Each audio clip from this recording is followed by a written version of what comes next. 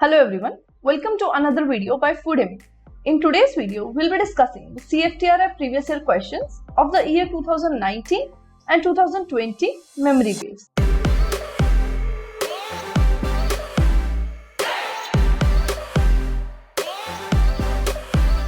So heading on to the first question, we have the orientation of a plant or other organism in response to light is called, and the options are given as photosynthesis, photochromatic, phototropism or photography. So now to know the answer of these questions, let's look at these terms one by one. So the first term we have is photosynthesis. Now photosynthesis, as we all know, it is a process by which the plants use sunlight, water and carbon dioxide in order to produce energy and oxygen in the form of sugars. Whereas photochromatic refers to undergoing a reversible change in color or shade when exposed to a particular frequency or intensity of light. So going on to the next term, we have phototropism, which is the orientation of a plant in response to light, either towards the source of the light, which is known as positive phototropism. So if the plant faces towards the source of the light, it's called as phototropism, and if it faces away from it, it is known as negative phototropism. And the last term given is photography, which we all already know is the art or practice of taking and processing photographs. So the correct answer for this question is phototropism. Therefore, option number C is the correct answer. So heading on to the next question, we have bonding in cellulose, and the options are given as alpha 1,4 linked D-glucose units, alpha 1,6 linked D-glucose units, or beta 1,4 linked D-glucose units, or beta 1,6 linked D-glucose units.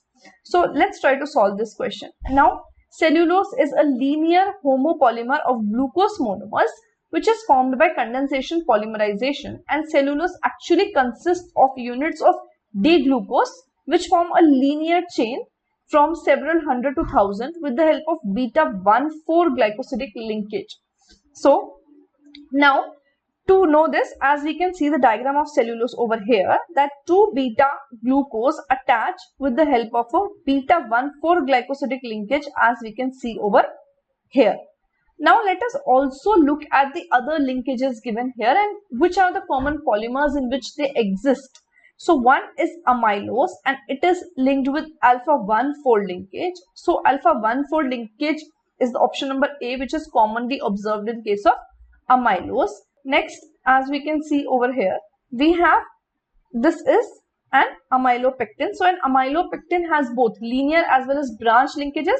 So linear consists of, just like amylose, alpha 1,4, and the branch consists of, this branching is the alpha 1,6 linkages.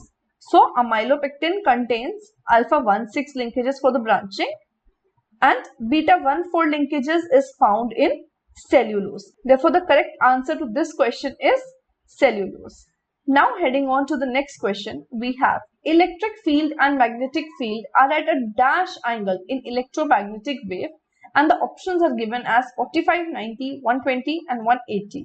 Now in an electromagnetic wave, the electric component and the magnetic component are mutually perpendicular to each other. That means they form an angle of 90 degrees. As you can see over here, in an electromagnetic wave, the electric field as well as the magnetic field are exactly perpendicular, that is form an angle of 90 degrees to one another. Therefore, the correct answer to this question is 90 degrees. So now heading on to the next question, we have which one is a protein fiber, and the options are given as silk, cotton, cellulose and nylon. So the correct answer to this question is silk, but let's see how. Now, fibers are of two types. They can be either man-made and natural, as we know. And the natural fibers can further be divided depending upon their source of availability, as in the table. So let's see the table here. Now, we have fibers depending upon the source. So let's say they're coming from the vegetables. So it includes cotton, kapok, linen, jute, hemp, remi, sea silk, coir, pina. All of these are coming from the plant sources, and their composition is mainly they are cellulose. And then fibers can also come from animals, as we know, such as from the sheep, right? So they can be wool, silk or hair. Wool, as we know, is coming from the sheep, and silk, as we know, comes from the silkworms, and hair means any hair bearing animals. So all of these are proteins, as we know that hair and all these animal parts are generally, they are the protein, or they can be coming from the minerals such as asbestos, which is coming from a varieties of rock and consists of silica of magnesium and calcium. So now let's go back to the question. So as we know, they can be divided, as we have just seen, based on plants or whether they're coming from animal or from other sources. So silk is a protein fiber which is originating from silkworms, whereas cotton was coming from plant. So it is the purest form of cellulose and it is the nature's most abundant polymer as well. And cellulose is an indigestible, insoluble fiber which is found in fruit, vegetables and other plants. And nylon, on the other hand, which is given as another option, is a generic designation for a family of synthetic polymers which are composed of polyamide, which is the repeating unit linked by amide linkages, and it is a thermoplastic usually made from petroleum, and it is a silk-like fiber. So the correct option and the correct answer over here is silk. As we know, silk is a protein fiber, whereas cotton is a cellulose fiber. So now going on to the next question, we have, which of the following is not a polymer? So the options are rubber, nylon, starch or pentothenic acid. So let us try to solve this question. So now we have rubber. Rubber, as we all know, it is a natural polymer which consists of isoprene units, right? So a lot of isoprene units. Now polymer basically are long chains which are formed by monomers, right? So single monomers like this link together and result in a polymer, right? So rubber is a polymer of isoprene. So a lot of isoprene units join together in this fashion to give a rubber, and it is also an elastomer, which basically means a stretchy polymer. Next option we have is nylon, which, as we just discussed, it is a fully processed synthetic fiber which is made from coal, water and air, and it is a polymer made up of chemical units known as polyamide, as we have just studied in the previous question. Polyamides are made with monomers hexamethylene diamine and adipic acid. Now coming on, next we have starch. Starch, as we all know, is a mixture of two polymers, which is amylose and amylopectin. And amylose is generally 10 to 30% and amylopectin is generally 70 to 90%. Next we have pentothenic acid, which is composed of beta-alanine and 2,4-dihydroxy 3,3-dimethyl butyric acid, which is pentoic acid linked with acid amide link. So this is the structure of the pentothenic acid. Therefore, pentothenic acid, as we can see over here, is not a polymer. So therefore, the correct answer is pentothenic acid, whereas all the other three given are polymers. So heading on to the next question, we have TSS of lime juice can be measured by, and the options are salinometer, refractometer, lactometer or hydrometer. So let's look at these one by one. A salinometer is a device which is used to measure the salinity of water, and refractometer is a device which is used to measure the total soluble solids in a food substance.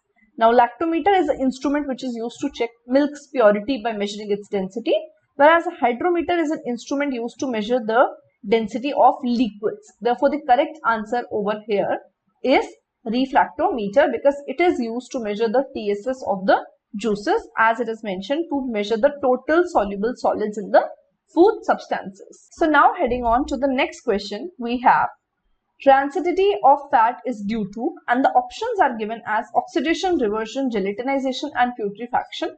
Again, to solve this question, we should be well aware of all the terms, of all the meanings of the given terms in the options. So let us look at them one by one. First, we have oxidation, which is rancidity is the process in which fats and oil undergo deterioration and result in off flavor, off taste and texture, which is caused by oxidation of unsaturated fatty acid. So the unsaturated fatty acids in a food product undergo oxidation, resulting in rancidity. The next term we have is reversion, which refers to spontaneous change in edible fat characterized by appearance in the refined material of an objectionable flavor before the onset of the typical rancidity. So the next term we have is gelatinization, which we know is the swelling of the starch granules in presence of heat and water. And the last term is putrefaction, which is the decomposition of organic matter, especially the anaerobic splitting of the protein by the bacteria and the fungus, which also leads to formation of foul smell and incompletely oxidized products. Therefore, the correct answer is oxidation, as we have seen that oxidation of the unsaturated fatty acid causes the changes in the fats and oils such as odor, flavor, even the texture, and this is known as rancidity. Therefore, the correct answer is oxidation. So let's go on to the next question. The next question we have plant having both androecium and gynoecium, and the options are given as papaya, maize, mulberry and date. So let's look at this question. Androecium refers to the male part of the flower, whereas gynoecium refers to the female part of the flower. So to understand this question, let's first understand the meaning of the terms androecium and gynoecium. So as discussed, androecium is the male part of the flower, whereas gynoecium is the female part of the flower. So now androecium consists of anther and filaments, whereas the gynoecium consists of ovary, style and stigma. Now we will understand two more terms, which is monoecious and dioecious. So firstly, we have bisexual flowers which contain both male reproductive part, which is the androecium, as well as the female reproductive part, which is the gynoecium, is called a bisexual flower or monoecious. Example, rose, China rose, etc. So if a flower contains both male as well as female part, which is androecium as well as gynoecium, it is being called as monoecious. The term is because mono means one flower is possessing both the sexes, male and female. And next term, unisexual plants, they are termed as dioecious because they have only one. That is, they will have either a male or a female sex organ, and hence they are called as dioecious. So basically, we have to tell a plant having both androecium and gynoecium. So basically, we have to select which one out of these is a monoecious plant. So let's look at all these plants one by one.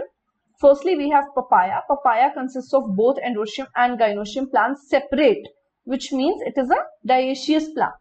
Now maize. Maize is a monoecious plant because it has both male and female on the same plant but at different places.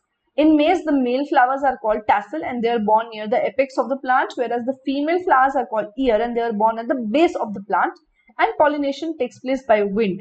So now we know that maize is a monoecious plant and this is the correct answer, but let us look at the other two options as well. So mulberry makes separate flowers with only one or other sex. So female flowers lack stamen and male flowers lack pistil. So again, mulberry is also having only one particular sex in one particular plant. So again, this is also a dioecious plant, and dates is also a dioecious plant with individual male and female trees. Therefore, the correct answer for this question is male because only maize is a monoecious plant, whereas all the other three options given over here are actually dioecious plants. So next, head to the next question, which says the Consumer Society book is written by, and the options are given as Rose Miller, Brain Woodville, Neva R. Goodwin and Phil Monto. So the Consumer Society book is actually written by Neva R. Goodwin, and the book actually provides a brief summary of the most important and influential writings about environmental, moral and social implications of a consumer society and a consumer lifestyle. Now heading on to the next question, that is question number 10, we have Trehalose is a, and the options are monosaccharide, disaccharide, trisaccharide and tetrasaccharide. So Trehalose is actually a disaccharide and it is formed by a glycosidic bond between alpha glucose units, and it is also known by other names such as mycose or tremalose. So as we can see here, the structure has been given for Trehalose, and they are two basically glucose units are bonded by alpha 1,1 glycosidic linkage. Therefore, the correct answer is a disaccharide. Disaccharide, as the name suggests, means two saccharide molecules are joined together. So Trehalose is a disaccharide. So next question we have National Institute of Pomegranate Research is in, and the options are given as Kanpur, Solapur, Ludhiana and Srinagar. Now the ICAR National Research Center on Pomegranate is located in Solapur, Maharashtra, and it was established on June 16, 2005 by the Indian Council of Agriculture Research, New Delhi, in order to strengthen the research and the development of infrastructure for pomegranate crop. Therefore, the correct answer for this question is Solapur, that is, it is located in Maharashtra. Now heading on to the next question, we have Pinus plant is pollinated by, and the options are given as butterfly, bees, wind and water. Now the correct answer for this is wind. Now let's see this in detail. Pinus plant produces a large amount of wind carrying pollens. Now let us see some more important terms which can be asked in the exam related to this, which is anemophily, which is wind pollination. So anemophily is a term which is given to the plants which are pollinated by wind, and this type of pollination where pollens are distributed by wind, and such plants include oaks, sweet chestnut, elders, etc. And then we have another term which is entomophilous, which is a method of pollination by which insects disperse pollens from the plant. And next term we have hydrophilous pollination, use of water as a vector for the movement of pollen. When that is the case happening, it is known as hydrophilous pollination. And the last term is zoophilia pollination, which is a pollination in which animals, usually invertebrates, but in some cases even vertebrates, and especially birds, bats and other animals spread the pollen. So if pollens are being transferred with the help of animals, it is known as zoophilia. With the help of water, it is known as hydrophilous. With the help of insects, it is known as entomophilous, and with the help of wind, it is known as anemophily. So the motive for explaining these is that the question can also be asked as pollination plant. This Pinus plant is pollinated by, and the options can also be given as anemophily, entomophilous, etc. So we should know the meaning of all these terms. So heading on to the next question, we have shape of the guard cells in monocots is kidney shaped, dumbbell shaped, egg shaped or lollipop shaped. So we need to select the correct answer. So dicots possess a stomatal complex with a pair of kidney shaped guard cells, with those monocots typically consist of dumbbell shaped guard cells with adjacently arranged subsidiary cells. As you can see in the diagram over here, that in case of dicot plants, we have bean shaped guard cells, whereas in case of monocot plants, we have dumbbell shaped guard cells, as you can see in the image over here. Therefore, the correct answer is dumbbell shaped. So, heading on to the next question, we have vitamin which helps in clotting of blood is vitamin C, A, D and K. So, let us look at the role of these vitamins in our body. So, vitamin C is a free radical scavenging action, production of collagen, wound healing and maintaining healthy skin. These are the main roles of vitamin C in our body. When it comes to vitamin A, as we all know, the most important is normal vision and eye health, along with the immune system, fetal development and supports cell growth. If we look at the role of vitamin D, as we all already know, it promotes calcium absorption, maintains adequate serum calcium and phosphate for bone mineralization. So it is very, very important for a good bone health, bone mineralization. It is maintaining the calcium and the phosphate levels in the blood, which is required for proper bone mineralization, helps in reduction of inflammations in the body, neuromuscular and immune functions, and glucose metabolism as well. Now, if we look at the role of vitamin K, it helps to make various proteins which are needed for blood clotting and for building of bones. Now, prothrombin is a vitamin K dependent protein which is directly involved in the blood clotting. So, prothrombin is a very, very important protein which is involved with the vitamin K for the blood clotting. So, the question here asks which vitamin helps in the clotting of the blood. So, the correct answer is vitamin K. So, heading on to the next question, we have Indian Institute of Oilseed Research is located at, and the options are given as Kanpur, Solapur, Telangana or Ludhiana. Now, the Indian Institute of Oilseed Research, IIOR, formerly Directorate of Oilseed Research, was established on August 1, 1977 with the elevation of All India Coordinated Research Product on Oilseeds. It is set up in Telangana, Hyderabad. So, the main motive is to increase the oilseed production, and it is working on groundnut, rapeseed, mustard, sesame and Niger, linseed, castor, safflower and sunflower. The main 7 things that it is working on are all these.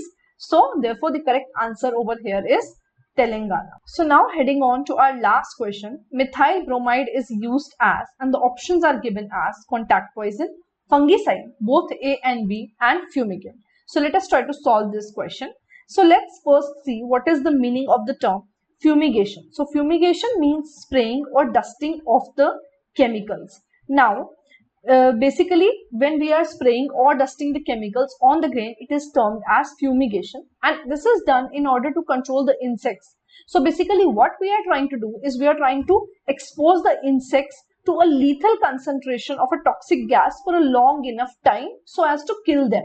Now fumigants can be of three types, which is liquid, gas and solid, and ethylene bromide is an example of liquid fumigant which is used with higher boiling point, and methyl bromide is an example of a gas fumigant with less boiling point, and it is used for quick killing and requires the aeration as well.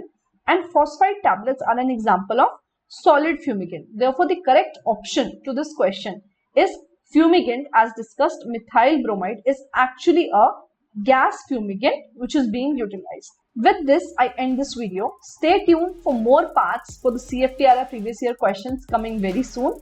Do not forget to like and share this video and subscribe to our channel. Thank you for watching.